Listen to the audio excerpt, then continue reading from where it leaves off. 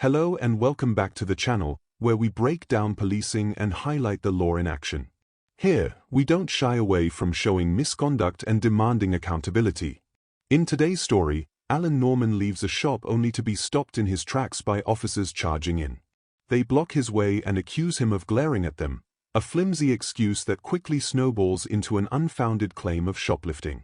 With no solid proof, they search him under Section 1 of PACE. Alan, however, doesn't fold. With help from CrimeBodge, who passed his case forward, he secured a sizable payout from the City of London Police. But despite that legal win, what follows is heartbreaking, making this one of the most powerful cases we've covered. Okay, let's put it this way. Put it any way you like. You've been giving us evils as you walk past our van. You've gone into Boots. Yeah. You're fiddling about with a lot of stuff and coming out again. I don't know what you're talking about evil. Why are you being so cagey? Am I obliged to answer your questions? The fact is, you're very cagey right from the start, mate. And Listen, the fact that don't give me a police nonsense. All right, cagey. okay. What grounds can I? Well, I'll tell you what. Yeah. What power and authority are you acting under at this time? I'm going to search you on the Section 1 of PACE. What are your grounds? Hold on. I've told you. Listen to me. On what grounds? Okay. Listen. You tell me what grounds. Okay. If you tell me what grounds. Listen to me. I'm listening. I'm going to search you. You are on the Section 1 of depriving me of my PACE. liberty and freedom. Article 5 of the European Convention of Human Rights. We're going to handcuff you for a minute. For what reason? Right. Hey, what grounds? Give me a second. What grounds? Just give us a second. I want grounds. Listen, we'll explain all that in a second. So at this moment in time, you Hey, listen, relax. Listen, you relax. You relax. Sir, just listen to me. Yeah, right? I'm listening. Okay. So at this moment, you've been detained for the purpose of search. On what grounds? And that's what we're going to If you give me a chance, I'll explain it. So you should have explained it before you did this. To detain and search a man simply because he looked funny or supposedly gave evils is absurd. That doesn't even come close to meeting the standard of reasonable grounds. It's just personal opinion dressed up as suspicion. By that logic, anyone with a neutral face or a grumpy look could be targeted. That's not law enforcement, that's bias. Worse still, when Alan asked, as he's entitled to, what the legal basis was, the officers fobbed him off with "we'll explain in a minute." That's not only sloppy practice, it directly breaches PACE rules, which require grounds to be explained upfront.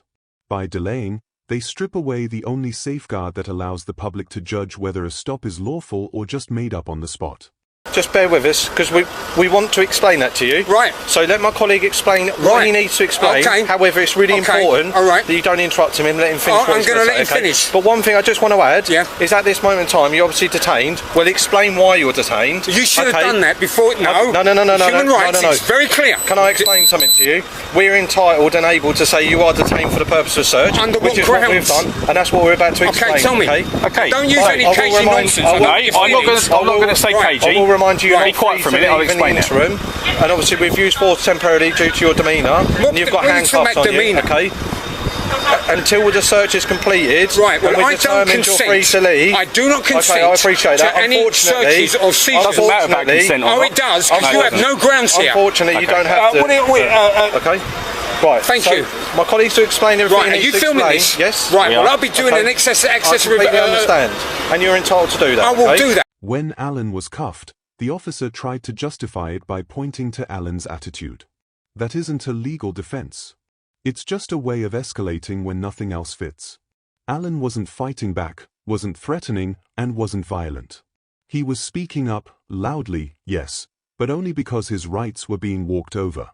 Speaking out when you're being treated unfairly doesn't make you aggressive. It makes you aware. It's worrying when officers take someone's frustration as hostility. In reality, the officer punished Alan for daring to react emotionally to an unjust stop, as though the only acceptable response was to stand silent while being wrongly detained. That turns things upside down. Instead of officers being required to prove their actions, the citizen is forced to stay calm while their rights are ignored. My colleagues will explain everything you need to know. Okay, explain it. All right. Right, explain it. So, we've seen you come past the van, as I said. Right, thank you. I'm coming down the road, minding my business. Yeah, listen, let me explain. Yeah. Giving us evils, you're going to the shop. What's evils, anyway? Right, listen. Can you go to the CPS with I was giving him evils? You can, actually. Can you? Yeah. And what would that amount to? Do you want to let me explain the grounds, then? Carry on. Okay. You go into the shop, you see him fiddling around. Fiddling around? Yeah. I went in there for to do my business. Okay. That's fine. Yeah. But I'm telling you from my point of view, fella. I don't want your point of view unless it adds up to my point grounds. of view is very, very important. Give you the important. authority to detain me. Yeah. Can I explain to me? Okay. You seem to be the sensible one here. We're both very sensible. Okay. My colleague is you a very good told me. officer, right? You don't need to do that. So first of all, do you mind if I grab a first name from you? Like I said, I won't be providing any details. Right. There is no search outside Schedule 7 of the Terrorism Act that gives me the authority, or you the authority, to ask me Listen, give you're you asking a lot of questions. I'm trying my best to answer them. Okay. From the outset, Alan made it clear he wasn't giving his details, which is his right, especially when no valid grounds exist. But later, the officer circled back and asked again, as if Alan hadn't already refused. That's not just unnecessary, it's a tactic. Repeating the demand is a way of grinding someone down, hoping they'll eventually give in out of confusion or irritation. It also says a lot about the officer's approach. Either he wasn't paying attention, careless during a detention, or he heard Alan but chose to ignore him to push harder. Whichever it is, it shows the same mindset, treating police powers as permission to press, rather than as a duty to act fairly. If we reasonably suspect somebody is committing an offence or anything in relation to certain reasonable grounds. So as my colleague trying to explain to you, we have detained for the purpose of search. The grounds are in which, when you've walked down this road, you have been eyeballing our vehicle, you've been staring at us, and in our opinion, you seem to be paying a lot of attention to police. Sir, your opinion doesn't... can you send your opinion like I said, to the CPS? When you've gone into the shop, again, you've appeared to be very... You're sort of wandering around, and almost as if you're potentially up to no good. I was putting this on. And that's fair enough. That's fair enough. I'm talking about our perception. Right. Okay. Right. So that's one of the grounds why we've stopped you. You don't have grounds. You've come out after looking slightly suspicious, and we've perhaps thought, are you shoplifting? We're not sure. Feelings and thoughts. Again, our suspicions are up here. Yeah. We've come and spoke to you. You've been very anti-police. You're not willing to engage. No, what I've done is I've exercised my absolute right. You don't want to give any names. My absolute right. I am not obliged to give you any details under any search power outside Schedule 7 of the Terrorism Act. Quite simply to see if you've got anything on you that might be to do with shoplifting, so we've got feelings, stealing, and just let's have a look. With you to commit a theft, all right? The officer later claimed Alan was fidgeting in the shop and spun that into suspicion of shoplifting. Alan quickly explained he was just putting on his mask. That alone should have killed off any suspicion, especially in a time when mask wearing was standard. Instead, the officer clung to his own impression, saying, "From our point of view it could be shoplifting." That's dangerous ground, using ordinary behavior as a cover to justify detention. The law doesn't give officers a free pass to act on hunches. Section 1 of PACE demands proper, objective reasons, not guesswork. Fidgeting isn't an offense. Wearing a mask isn't an offense. And doing either while entering a shop isn't even close to theft. So this is PC 360. Okay, listen, so you don't have to hold that hard. You don't have to do it. Because of your mannerism. Right, just relax. I'm relaxed. My mannerism. This is an unlawful detention by Section 5 of the Human Rights Act. Of the Police and Criminal Evidence Act. You've got no grounds. You have no grounds. But you're trying to argue. You gave me your feelings. We're going to reiterate you're detained. All right. You gave me your feelings. That's all. So can I speak to one of you a minute? Yeah. You gave me your feelings and that was all. Who's the OIC here? Oi, are you the OIC? Are you the OIC here? Can you hold that? Sergeant, thank you. Maybe get some reason here. Sir, I'm being detained without grounds. And I'm being searched without grounds, except his feelings and his thoughts. And via the Human Rights Act, Section 5, this is an unlawful detention. Have the officers given you the details of why? They gave me their grounds. He gave me his feelings and he gave me his thoughts. I didn't give any grounds. We have given grounds. He gave me his feelings. Listen, I'm going to do you a little favour. It's all on body worn anyway. Right, good. I'll be getting that access information request. Listen, maybe if you ask the officer to repeat them, he'll repeat them for you. Okay, well let's have it in. Can you repeat it before you carry on? Can I put this back in your pocket first? Because, sir, I am being detained unlawfully. My human right is being contravened here. Section 5, not section, Article 5. Article 5, yeah. Yeah, okay, Article. I understand all of what you're saying, but let the officer explain again. Okay, are you listening? I'm listening. Sergeant, because I'm relying on you to be impartial here. I'm listening. Right, fine. Can you give me your... Can I put these back in your pocket first? You can do. It's up to you. Right. Okay, lady, you can relax, okay? You can relax. I'm not running anywhere. I'm an old fart. There's about how many of you? You can relax. You can relax. I am relaxed. No, you are not. Anyone filming this? We're filming it, don't worry. Search. I didn't hear the grounds. No, can you give him the grounds? I have said. He hasn't got on. Are you going to listen to me? While you're shouting at me, I can't hear a thing. So maybe let him repeat his grounds. What? Can you repeat them? Yes, we see Let you. him say the whole thing and don't I'll say interfere. nothing. I'll say nothing. Okay. You're not listening, are you? You're talking Right. to me. Okay. I'm listening and it's all being recorded. All right. Okay. You've appeared to be concealing yourself in the shop whilst you appear to be filling about with things, okay? We've come over to have a chat with you, and straight away you've been very, very anti, trying to get a word, not letting us get a word in edgeways. You're extremely nervous. Your breathing rate's up there. Okay? We think we've got something to hide. Right. Okay, we suspect you might have been involved in something in the shop, and therefore we're searching on the Section 1 page for any stolen items. Right. The moment a sergeant asked the officer to repeat his reasons, the original excuse, he was giving us evils, quietly vanished. Why? Because the officer knew it sounded ridiculous in front of a superior. Instead, he shifted to talking about fidgeting and heavy breathing, trying to paint normal behavior as suspicious. Let's be honest, being stopped by police when you've done nothing wrong will make anyone nervous. A racing heart isn't evidence of crime, it's human nature. The fact he dropped the evils line in front of the sergeant shows he never had faith in it. It was just a flimsy attempt at authority, cleaned up later to save face. It's fiddling around in the shop, and I am nervous. I am neither excitable nor am I highly strung. There is no grounds here at all, none. Can I take his cuffs off now? You can do. Okay. You should have taken them off 5 minutes ago. Well, not while you're behaving the way you are. Listen, sir, I am being denied my liberty and freedom, my right to locomotion, because this lot have had a little feeling in their tummy that something went on. For the record, I will not be providing any details. Okay, well, you haven't got to. No one's asked you to.